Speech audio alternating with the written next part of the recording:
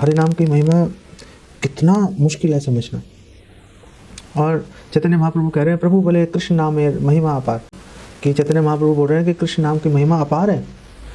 कृष्ण निजे नहीं जाने, मतलब भगवान कृष्ण भी नहीं जानते कि कृष्ण नाम की महिमा कितनी है। I mean how amazing is that. मतलब चैतन्य महाप्रभु जो कि नाम प्रवर्तक हैं, जो कि लोगों को नाम के द्वारा शुद्ध कृष्ण प्रेम लोगों को प्रदान करने आए, वो कह रहे हैं कि कृष्ण को, भगवान कृष्ण को भी नहीं पता कि कृष्ण नाम की महिमा कितनी है। अब हमने ये तो सुना था कि भगवान कृष्ण को ये नहीं पता कि श्रीमती राधा रानी को भगवान कृष्ण को देखकर कितना सुख मिलता है। जब भगवान कृष्ण श्रीमती राधा रानी को देख रहे हैं तो उनको असीम सुख मिल रहा है, लेकिन वो देख रहे हैं कि श्रीमती राधा रानी का सुख जो है उनके अपने सुख से कई गुना अधिक है। समझ ही नहीं पा रहे हो क्या रहा है, भोगता मैं हूँ, सुख वहाँ पे मिल रहा है ज़्यादा, क्या हो रहा है। और फिर भगवान कृष्ण के मन में ये लालसा आ गई कि मैं भी जानना चाहता हूँ कि आखिर वो क्या, मतलब क्या सीमा है वो सुख की जो श्रीमती राधा रानी अनुभव कर रहे हैं। तो चैतन्य महाप्रभु के रूप में यहाँ पर आ गए श्रीमती राधा रानी के भावों को अंगीकार करके।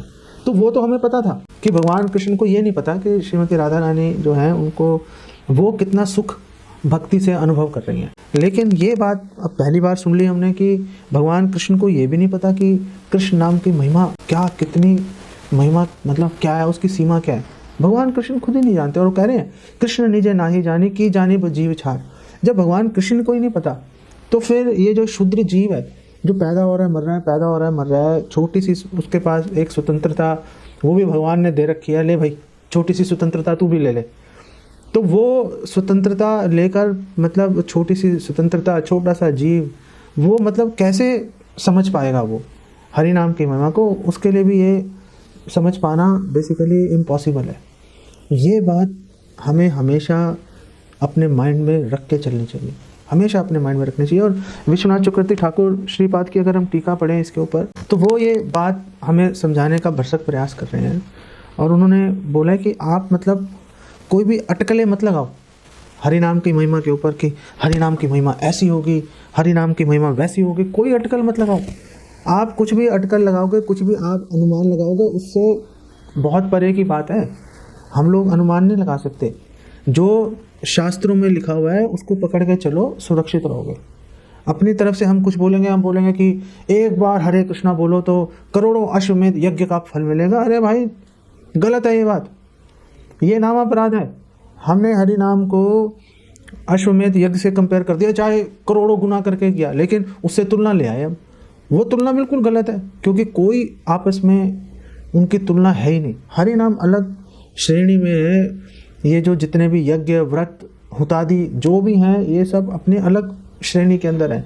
इसमें हम आपस में कोई कंपैरिजन नहीं कर सकते। बल्कि विश्वनाथ चक्रवर्ती ठाकुर तो यहाँ तक कह रहे हैं कि हमने विधि विधानों से कोई ऐसा यज्ञ किया जिसमें पशुवध किया, और क्योंकि हमने विधि विधानों से यज्ञ किया था तो हमें वो स्वर्ग आदि लोक प्राप्त हो जाएंगे। जैसे इंद्र अश्वमेध यज्ञ करता है, 100 यज्ञ किए, चलो भाई स्वर्ग लोक मिल जाता है।